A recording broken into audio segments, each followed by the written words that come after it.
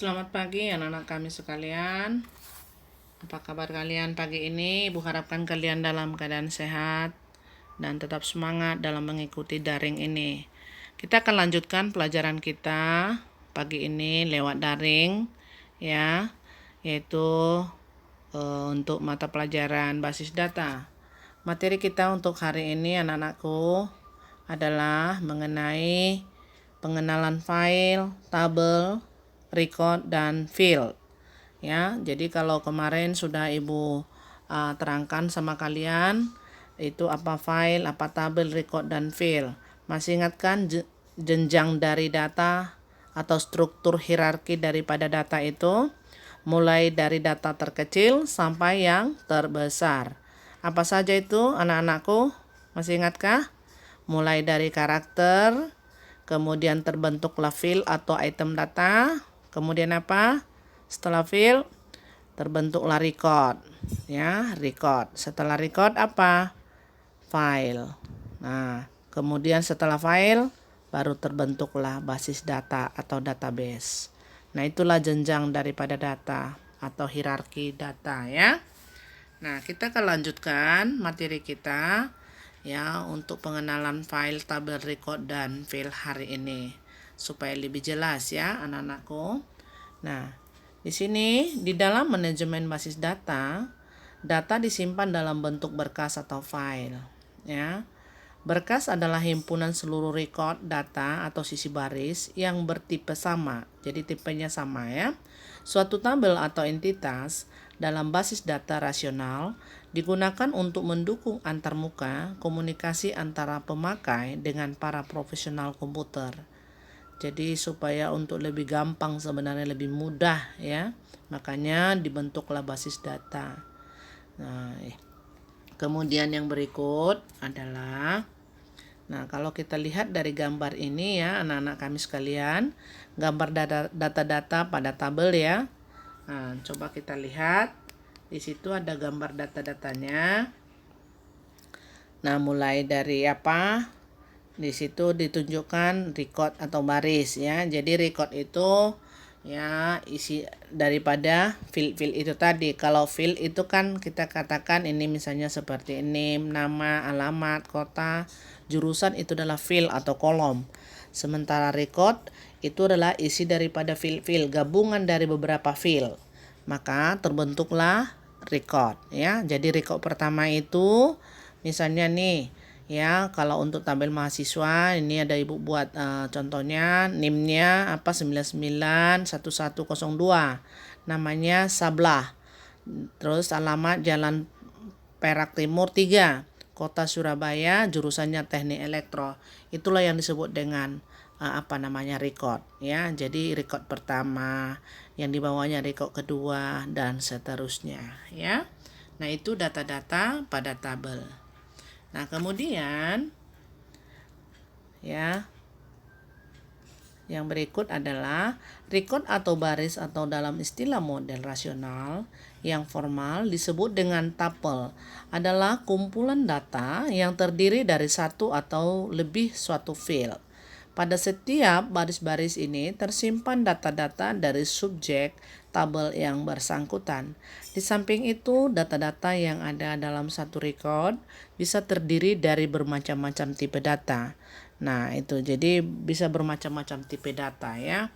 Nah, jadi kemudian yang berikut adalah kita lihat ya di sini. Contohnya gambar data-data pada satu record dalam tabel ya. Nah, itu yang gambar hitam yang diwarnai hitam atau diblok dengan warna hitam itulah yang disebut dengan satu record atau record ya. Jadi kalau satu record itu tadi kita sudah sampaikan bahwa itu adalah kumpulan dari beberapa field ya kan. Nah, itu. Oke, kita lanjut.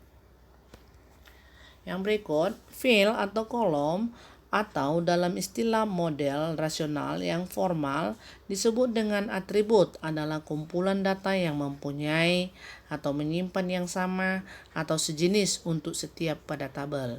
Ya, yang perlu diperhatikan bahwa urutan data fisiknya dalam suatu kolom Untuk tiap-tiap baris tidak memiliki arti sehingga data-data tersebut tidak berpengaruh walaupun diubah. Nah, jadi fill atau kolom itu kita udah lihat tadi ya, seperti yang sudah Ibu contohkan di atas tadi. Fill itu misalnya nama, alamat, kota, jurusan. Nah, itu contohnya ya. Itulah fill atau kolom ya. Kemudian yang berikut adalah beberapa tujuan penggunaan basis data adalah berkaitan dengan ya, apa kira-kira tujuannya? Kecepatan dan kemudahan. Jadi makanya itu dibentuk satu basis data, sebenarnya tujuannya ini yang sudah Ibu buat ini ya, kecepatan dan kemudahan. Kenapa dikatakan kecepatan dan kemudahan? Jadi kalau misalnya nih dalam satu perusahaan atau dalam satu instansi ada, kita katakan datanya ribuan, seribuan lah, misalnya 1000 data ya. Jadi bagaimana kita mencari data yang mau kita tampilkan atau mau kita cari itu, mau kita lihat ya, untuk gampang atau lebih mudah untuk kita temukan, berarti kan itu sebenarnya makanya diciptakan basis data ini. Karena kita katakan basis data itu adalah kumpulan daripada file-file atau berkas-berkas atau data-data yang saling berhubungan dan disimpan dalam satu media penyimpanan ya, dan pada suatu saat nanti ketika kita butuh maka kita bisa lebih gampang, lebih mudah, lebih akurat untuk bisa kita cari. Nah itu ya, atau kita gunakan. Yang kedua, efisiensi ruang penyimpanan. Lebih efisien lah ya. Kalau misalnya kita menggunakan lemari arsip, itu biasanya kan lebih besar ya tempatnya ya, namanya lemari. Coba kamu bayangkan, Anda bayangkan lemari yang ada di rumah kita, misalnya kita katakan lemari pakaian. Lemari pakaian itu kan tidak kecil ya, biasanya lumayan besar ya, karena harus menampung banyak pakaian untuk disimpan di sana. Nah, jadi oleh karena itu makanya efisiensi ruang penyimpanan ini, kalau misalnya kita menggunakan basis data, maka nanti secara otomatis ya kita menggunakan apa? Media penyimpanan, contohnya hard disk, ya flash disk, dan lain sebagainya. Jadi lebih kecil dia, jauh lebih kecil ya. Kemudian keakuratan, akurat. Jadi artinya lebih akurat berarti lebih gampang kita gunakan, lebih cepat, lebih nyaman ya, lebih nyaman untuk kita simpan dan lain sebagainya. Untuk kita ganti pun lebih gampang, dan itulah keakuratan ya. Kemudian ketersediaan. Ketersediaan ini ya namanya, kalau misalnya kita menyimpan sesuatu biasa kan sama seperti lemari arsip atau lemari pakaian yang ada di rumah kita masing-masing ya, anak-anakku sekalian. Kan kalau misalnya kita ingin membutuhkan jenis kaos, misalnya nih jenis kaos oblong, berarti gampang kita untuk mengambilnya, lebih mudah kita mengambilnya di lemari pakaian ya toh. Jadi artinya kita lebih ada tersedia di sana gitu.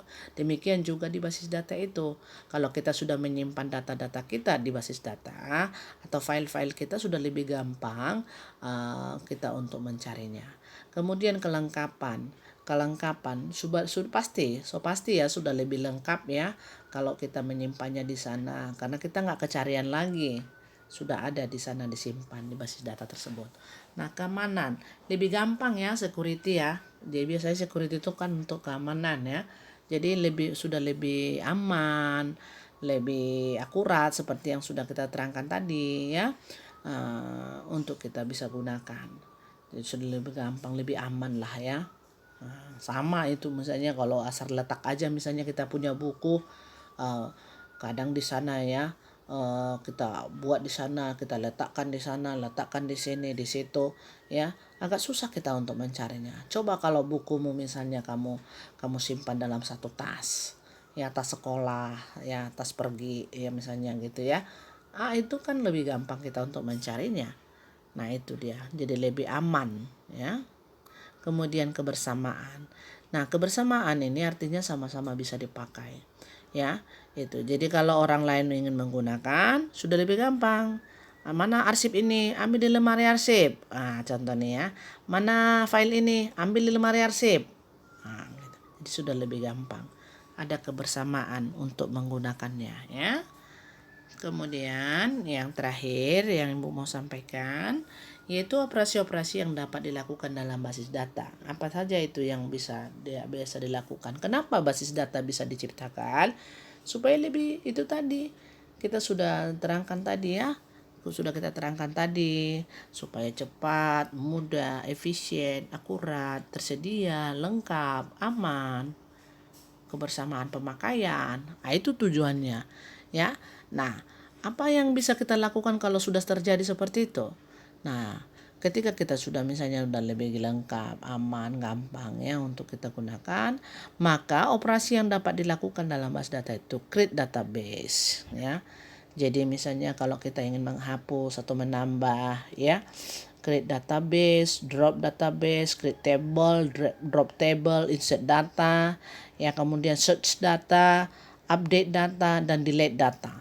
Jadi kalau kita ingin menambah, ingin kita mengurang, ingin memperbaiki, ingin memasukkan, ingin mencari, kemudian ingin mengubah, ingin menghapus, semuanya. Nah, itulah enaknya kalau kita menggunakan basis data. Lebih gampang kan? Lebih akurat. Nah, itulah yang bisa Ibu berikan materi kita buat hari ini. Mohon supaya anak kami bisa mempelajari kembali materi ini lewat video singkat ini. Dan Ibu harapkan kalian tetap semangat dalam belajar. Dan Ibu harapkan lagi bahwa apa yang sudah Ibu sampaikan materi-materi lewat pembelajaran ini tetap kalian catat ya nak ya. Catat di buku catatan khusus ya untuk mata pelajaran basis data dan nanti akan Ibu berikan penilaian. Nah, oleh karena itu tetap semangat walaupun kita masih tetap daring, baca bukunya karena kita akan juga akan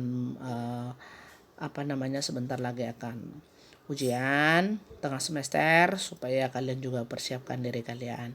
Itulah yang bisa Ibu sampaikan pagi ini. Mudah-mudahan anak-anak kami bisa mengerti dan memahaminya. Sekian dan terima kasih.